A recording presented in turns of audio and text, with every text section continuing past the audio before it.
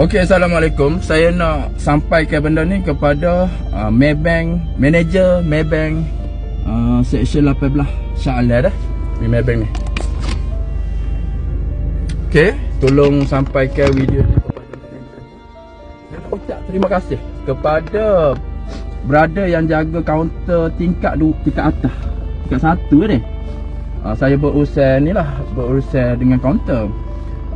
Saya ni dah banyak kali keluar masuk bank, tapi brother ni dia lain sikit cara dia servis tu.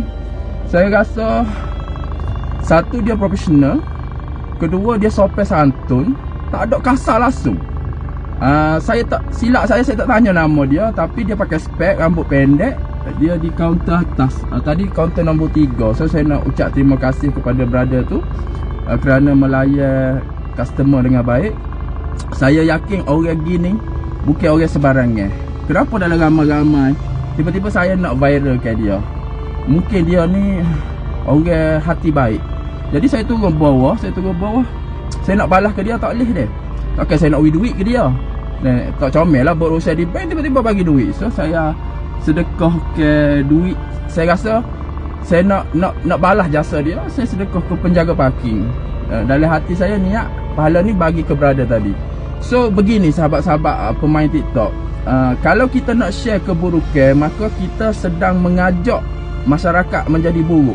Apa kata kita tukar share dan viral ke orang baik-baik, supaya masyarakat kita jadi baik-baik. Betul tak? Kalau kita duk share orang yang, contohlah orang jaga kaunter dia marah-marah, kita share, kita viral ke dia, kita tak tahu dia tengah stres ke ada masalah peribadi. Kita sendiri pernah marah-marah. Kita nak ke orang share kita tengah marah-marah. Tapi kenapa kita tak nak share kebaikan orang? Supaya masyarakat ni bila kita bagi positif, sedikit sebanyak dia akan meresak. Kalau kita bagi negatif, dia akan meresak. So kalau kita nak negara kita ni makmur, aman, lebih ramai orang baik-baik, maka mari kita viral ke orang yang baik-baik. Yang buruk-buruk tu pejam mata lah. Kita pun banyak buruk, Allah tutup aib kita. Kenapa kita nak buka aib orang?